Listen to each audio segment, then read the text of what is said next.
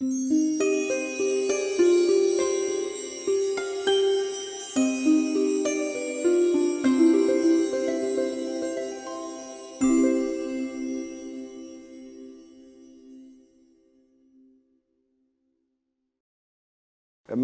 همونطور که گفتم دوران قبل از انقلاب همیشه فکر میکردم که باید اولین فیلم سینماییمو وقتی بسازم که 40 سالم شده باشه و تجربه کافی داشته باشه. مرتب فیلم میساختم، انواع و اقسام فیلم ها. به قول خودم میگفتم باید چم و خم این کارمو خوب یاد بگیرم. که خب 37 سالم بود انقلاب شد و اصلا شرایط عوض شد. منم با شروع انقلاب دیگه اون 3 سالو تخفیف دادم، فیلم زنده باد رو ساختم که براتون مفصل گفتم و بعدش هیولای در. فکر میکردم من اندازه کافی تجربه کسب کردم که بتونم فیلم هایی بسازم که از یک پروداکشن بزرگتر، از یک شرایط قوی تر برخوردار باشه. به این ترتیب رفتم طرف سناریوهایی که فکر میکردم تو اونها میتونم در واقع اون تجربه چندین ساله رو پیاده بکنم. فکر میکنم راجع به این یک راه یک شهر یک عمر که همون اول فارابی که درست شد نوشتم، گفتن خیلی خوب، خیلی خوبه، از سناریوهای خیلی خوبی است که به ما داده شده. این راجع به شهر ساری بود در زمانی که من از کودکی یادم میامد و روزها در ساری بودم و یه فضایی که کاملا برای امروز ناشناخته است. منتها گفتن چقدر خرجش میشه؟ من برآورد کردم. اون موقع ببینید کی بود؟ گفتم 15 میلیون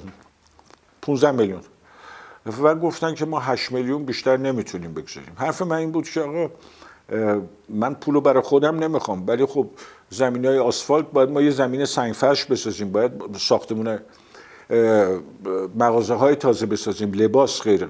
3-4 سال بعدش بود که کانال 2 تلویزیون باز منو خواستن، گفتن شنیدیم یک سناریوی خیلی خوب داری، میخوایم بسازی، چقدر خرجش میشه؟ من برآورد کردم شد 110 میلیون. اون موقع گفتن ما 60 میلیون بیشتر نداریم. به هر حال نشد، هنوز داغش به دلم هست. بعدن یه فیلمنامه‌ای که بعدها هم همه گفتن یه فیلمنامه خیلی خوب ساختی غیره، در دوران بعد از انقلاب بود. طبعا من یه اتفاقی رو که برای برادرم افتاده بود نوشتم به اسم دادگاه تلویزیونی، که این دادگاه تلویزیونی در واقع داشت میگفته که چگونه رسانه ها روی ذهن مردم تأثیر میگذارن. رسانه ها به دلیل سیاسی این کار رو میکنن، اما اون دلایل اون وقت روی سرنوشت تک افراد چه تأثیری داره. این مربوط میشد به برادرم که در آمریکا پزشک بود و توسط یک آدمی که بعدا معلوم شد موجی بوده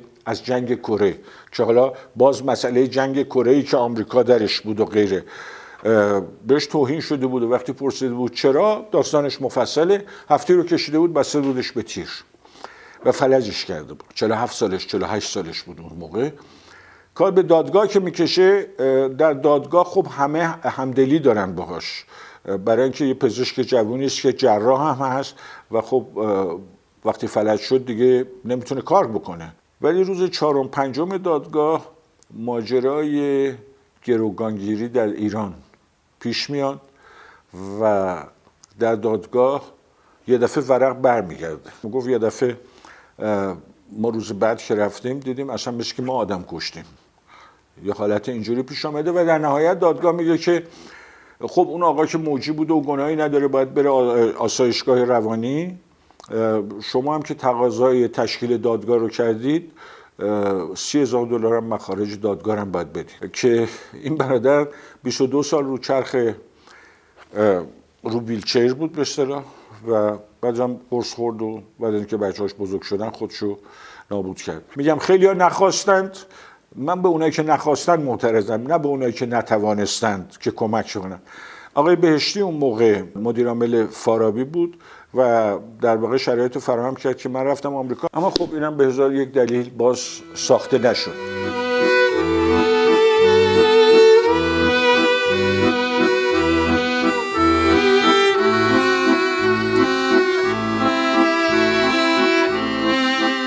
چیزی دیگه ای که خیلی دوست داشتم بسازم این صورتگران استخون بود که هنرمند رو در مقابل حکمران نشون میده. داستان بر اساس اینجا آخرش هست اقلاً 11 تا منبع داخلی و خارجی از تاریخ در آمده و موقعیتی است که رضا عباسی در دربار شاه عباس داره. این موقعیت که حاکم یه کاری رو باید بکنه، کار خودشو داره، هنرمند یه نگاه دیگه داره به جریان و این در مقابله هم چگونه شکل میگیره. من یادمه که تو فارابی از من خواستن، از این خوششون آمده بود که گفتن که فقط صحبت باید بکنیم. اون آقایی که مسئول بود فیلسوف و ادیب بود، متوجه هستید، سینماگر نبود. صحبت‌های مختلفی مطرح کرد که هیچ ربطی نداشت. منم خب در موقعیتی که بود نمیتونستم بگم حرفی که شما میزنید به سینما ربطی نداره. مثلا در این کتاب صحنه‌ای هست که صفی میرزا ولیعهد شاه عباس و رضا عباسی در قهوه‌خانه طوفان نشستن و رضا عباسی داره طراحی میکنه که من تو کتاب حتی طراحی‌های رضا عباسی رو هم گذاشتم. و بعد صفی میرزا که مشکوکه که نکنه پدرش میخواد بکشتش، برای اینکه خیلی محبوبیت تو مردم داشته و شاه عباس نگران این ماجرا. به رضا که حالا اینا رفیقن، حالا این رفاقت هم میگم چه گرفتاری بر من درست کرد، میگه رضا فکر میکنی چه عاملی باعث میشه که پدری بخواد پسرشو بکشه؟ رضا یه نگاهی میکنه میگه حب جاه. میگه چه عاملی باعث میشه که پسری بخواد پدرشو بکشه؟ میگه حب جاه. میگه چه عاملی باعث میشه که تو از صبح تا غروب نشستی گیاه و حیوان و آدم و اینا رو نقاشی میکنی؟ میگه منظور تو به جاهه. در اون بحثی که ما داشتیم با فارابی، با اون آقایی که مسئول بودن، بحث این بود که آقا حب جاه نمیشه بذاری. گفتم چرا نمیشه؟ گفت در طبقه نمیدونم هفتم عرفان حب جاه یه معنی اینطوری داره اینا فلان.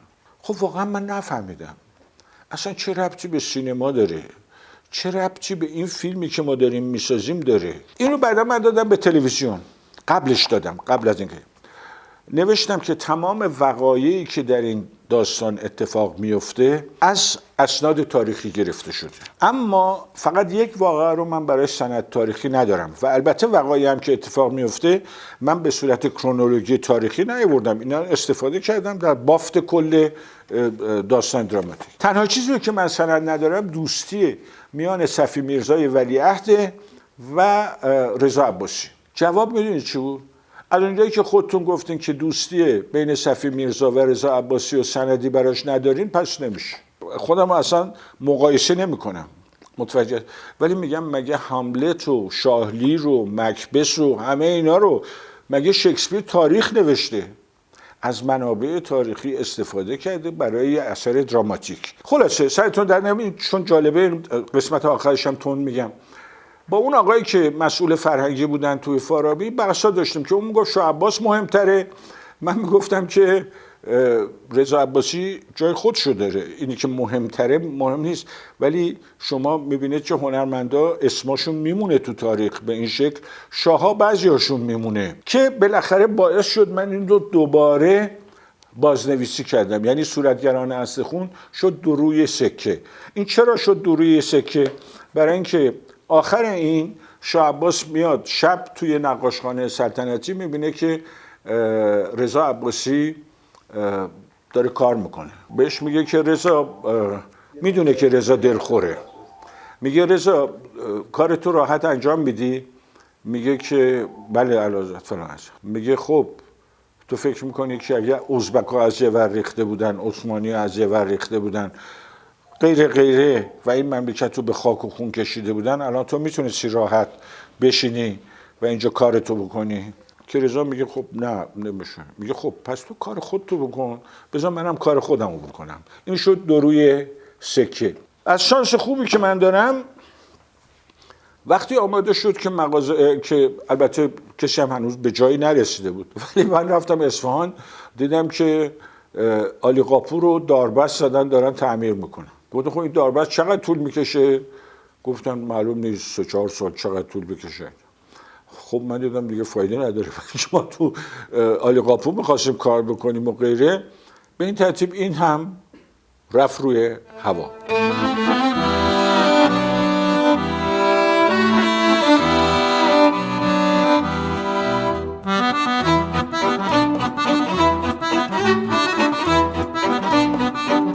سوژه دیگری که خیلی دوست داشتم که خیلی ها به من گفتن، اینا حتی دادم استاد انتظامی هم خوند، گفتش که حتما اینو اگه تئاتر هم بشه کار بکن، خیلی دوست داشت اینو.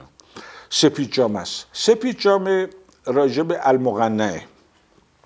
المقنع هشام که در واقع قرن دوم هجریه و جنبش سپید جامگان بود. اصل ماجراش اینه که یه آدمی شروع میکنه به مقاومت در مقابل خلیفه عرب، در زندان که هست. حالا یه سکانس اینطوری داره که به خدا میگه که من میخوام ادعای خدایی بکنم، برای اینکه این مردم همینطوری آدم زشترویی بوده و شعبده باز، این مردم همینطوری دنبال من نمیان. به این ترتیب یه دونه روبنده میگذاره که این روبنده به گفته ای طلایی رنگه، به گفته ای سبز مایل به طلایی، یعنی برق طلایی، و ظاهر میشه. خلاصه داستانش مفصلی که با علم شعبده ای که میدونسته آینه درست میکنه، نور میندازه رو مردم و غیره، که مردم به پا میافتن. اما مشکل کار اونجاست که خودش کم کم باورش میشه که خداست و از اونجا کار به در واقع فاجعه آخر کار میرسه که توی اون کار ماه نخشب رو که آقای سعید نفیسی یه وقتی داستانشو نوشته بود، این هیچ ربطی به اون نداره، ولی او هم روی این موضوع کار کرده که در نهایت خودشو میندازه توی تنور رو میکشه. من خیلی دوست داشتم این رو کار بکنم، ولی این رو هم یادم فقط یکی از مسئولان این خیلی شبیه شرایط حالا یکم قبلتر که بود اون زمان اونجوری و اینا و نمیشه. گفتم کار دراماتیک خیلی خوبیه، حیفه که نشد، ولی این هم نشد.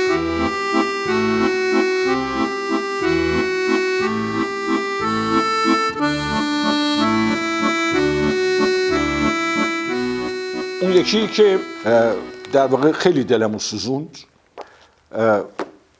این خانه ها و یاد هاست. حدود 8 سال پیش من یه سفر کردم به 20 شهر ایران، یعنی اولش از غرب به شرق، یعنی از تبریز به بوجنورد، بعد از وسط از سنندج به بیرجند، از شمال همینطور آمدیم پایین که در واقع شیراز و اصفهان و کاشان و اینا همه بودن، بعد جنوب از بندر عباس رفتیم به بندر لنگه و کنگ و اینا تا شوشتر. من یه فکری داشتم، این خیلی مهم بود که در واقع انجام بشه از نظر خودم، چون وقتی که جزیره هرمز رفته بودم برای یه کار دیگری که این کار آخر بود، دیدم که ساختمون بانک ملی که در هرمز ساخته شده عین ساختمون بانک ملی است که در رشته. تو چه ربطی برام داره هرمز به رشت؟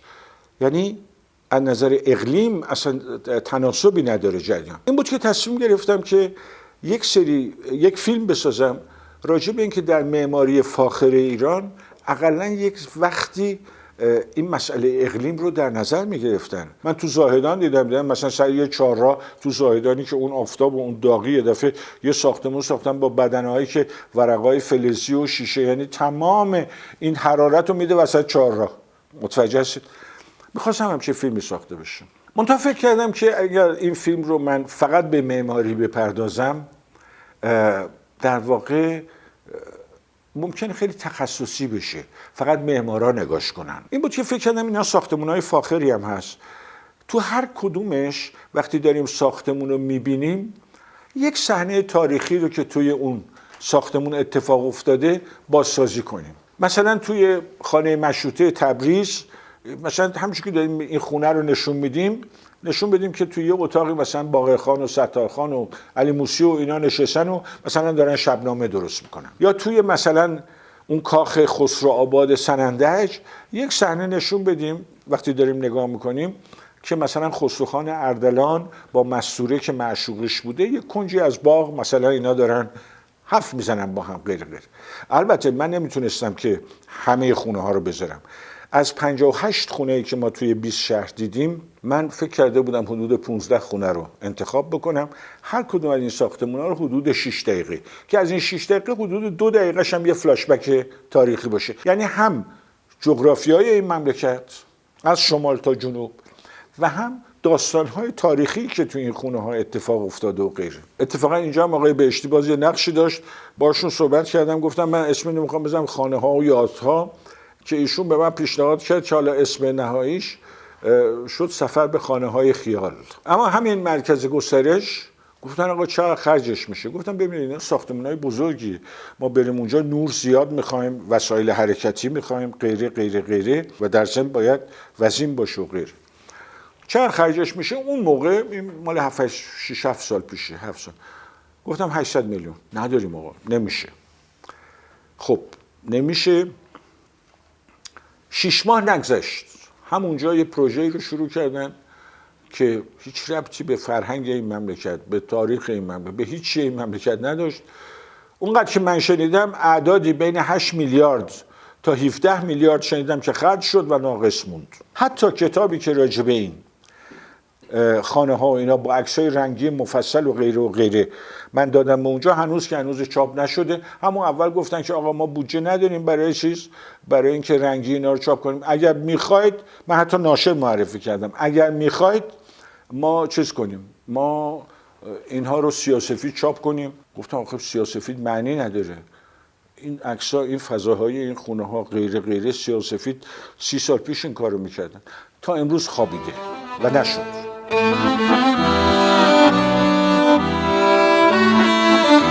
من واقعا آقای انبار با هیچ فردی مسئله ندارم، اما خودم رو به نوعی میگم آقا من نمونه یه آدمیم که میتونست یه کارایی بکنه و این انرژیش تلف شد، از بین رفت. چرا؟ معلوم نبود.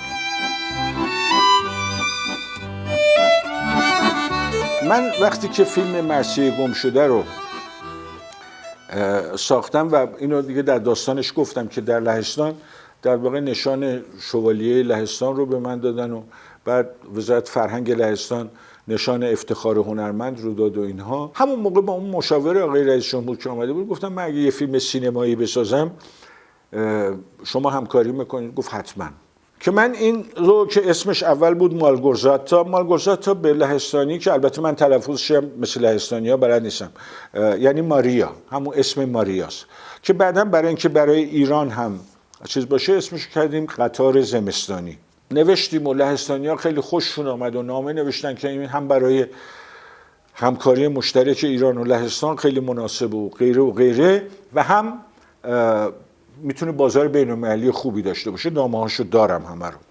سفیر ایران از لهستان نوشت و غیره و غیره. تا امروز نشد.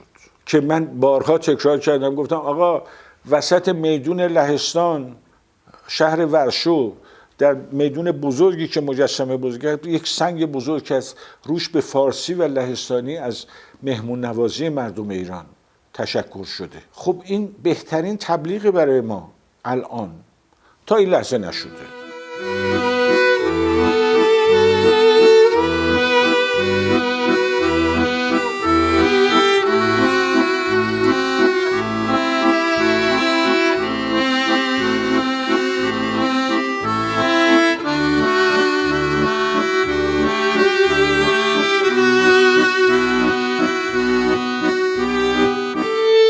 و آخریش 2 سال پیش رفتم پلو آقای جعفری جلوه. گفتم آقای جعفری جلوه، حالا ما یه دفعه با آقای انتظامی رفتیم لهستان هستن برای اینکه اون بازیگر مقابلش رو انتخاب بکنه و غیره و غیره. گفتم آقای جعفری جلوه، این لهستانی‌ها خیلی علاقه‌مندن به این کار و منم یه جوری نوشتم که 50-50 باشه. این کار رو بالاخره میکنیم یا نه؟ برای اینکه نه من میپرسن. به هر حال گفتم ما سرمایه نداریم فعلا. شما اگر میخوای یه فیلم کوتاه، یه فیلم ارزون بساز تا حالا انشالله سرمایهش جور بشه. من 1-2 بار به جزیره هرمز رفته بودم، فعالیت‌های آقای دکتر نادلیان رو دیده بودم و یه ایده‌ای به ذهنم رسیده بود که این فعالیت یک چیزی رو نشون میده. ما لازم نیست همش بشینیم ببینیم دولت چیکار میخواد بکنه و ببینیم چرا دولت این کارو کرد این کارو نکرد. هر کس در محدوده توان خودش و در جایی که هست میتونه دست بالا بزنه در ساختن اونجا فعالیت بکنه. من وقتی این فعالیت رو دیدم، این ایده برام اولا دیدم که خیلی فضای زیبایی داره. ثانیاً دیدم که این فعالیتی که دکتر دادلیان میکنه یه فعالیت سازنده است. یعنی چی؟ یعنی اینکه اولا زنان خانواده یه کاری رو یاد میگیرن که میتونن با انجام اون کار خودشون هم به درآمد خانواده کمک بکنن. دو اینکه ما میتونیم نشون بدیم که آقا محیط زیستمون در خطره. یعنی وقتی شوهر خانواده میگه که پدر بزرگ من یه وانت ماهی می آورد، بابام یه زنبیل می آورد، الان من 2 تا هم بگیرم خوشحالم، یعنی این ماهی‌ها در خطرن. 3 اینکه محیط زیست ما جایی که حداقل خودشون اول به من گفته بودن 30 تا 35 تا، ولی بعداً هی گفتن تا 70 رنگ مختلف ماسه داره، شن داره. خب یه همچین فضای طبیعی رو ما نباید هدر بکنیم. من الان میگم ما جرئت نداشتیم سر دوربینمون رو برگردونیم برای اینکه بیرونمون میکردن از جزیره. گونی داشت میرفت که من اینو فقط در نقش اینکه تو بطری کردن به توریستا میفروشن نشون دادم. من خبر نداشتم، با فارابی شریک بودم، فیلم رو فرستاده بودم به جشنواره ونکوور.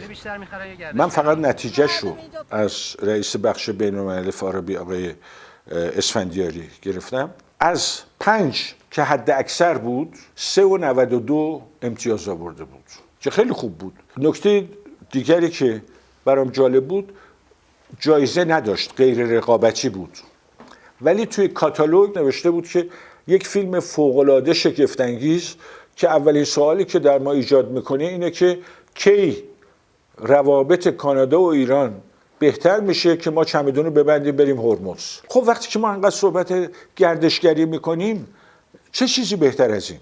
اما همین فیلم در ایران در شرایطی نشون داده شد و برنامه ریزی شد براش که در نهایت وقتی که سهم من و فارابی نصف شد، من سهم دوستان رو هم دادم، 1,400,000 تومان برای من برگشت. ما میتونیم به جای اینکه متمرکز بشیم روی تهران و متمرکز بشیم روی سری چهرهایی که پول در میارن، ما میتونیم در شهرها و قسمت‌های مختلف ایران فیلم بسازیم.